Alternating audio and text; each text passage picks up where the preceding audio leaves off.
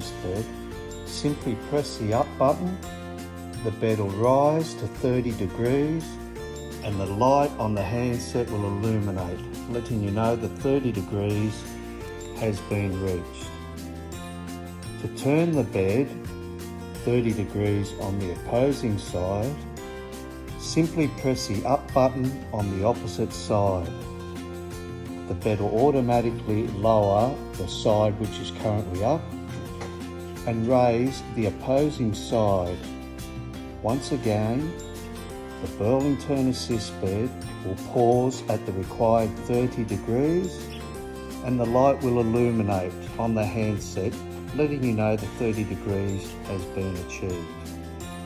If you need to go higher, simply repress the button or hold your finger down on the up button and the bed will continue to rise up to a maximum of 50 degrees.